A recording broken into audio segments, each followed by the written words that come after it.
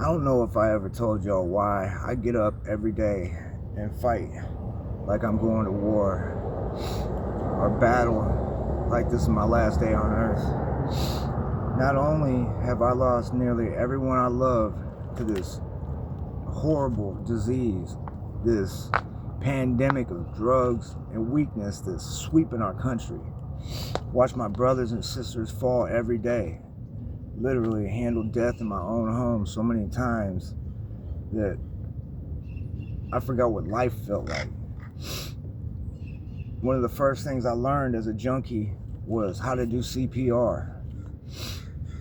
And the second thing I learned was it ain't over till it's over. When I seen the paramedics come in and pull somebody's dead body off the couch and start pumping on them, working on them, even after I knew they'd been dead for who knows how long. You can't give in. You can't give up. I've been weak long enough. I succumbed to a heroin addiction so many times that I cannot literally believe that I'm here on this earth. I think I've been dead probably 6 or 7 times. My body's been recovered from the middle of the city, from the backyards, from the alleys, from the basements, from houses that I can't even believe that I ever stepped foot in. Lost the respect of my sons, my mother, my family, my little sister. I got kicked off my little sister's couch, begging from couch to couch, hoping that somebody would just answer my call. But after you fell so far, nobody wants to answer your call no more because they know if they help you, they're hurting you. So until you help yourself, nobody else is going to help you. And I couldn't help myself until I learned to love myself again. I learned to love somebody that wasn't even worth loving no more. Just 6 months ago, I was 150 pounds. I haven't weighed that since I was in grade school. I met a girl that was 10 years younger than me that had an opiate addiction, and I fought hard drugs and addiction my whole life because of the people around me. I never thought that I would succumb to it. But this shit sneaks up on us. There's a reason they say this monkey gets on your back, turns into a gorilla, and you can't get it off no more. This shit becomes stronger than you.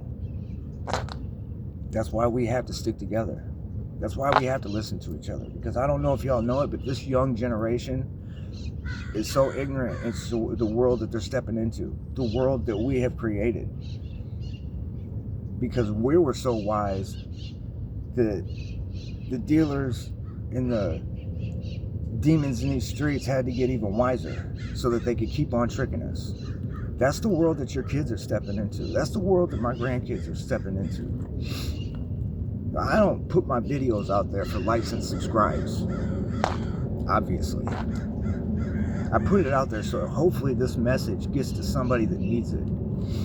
And hopefully this message gets to somebody that can transfer that message to somebody that needs it.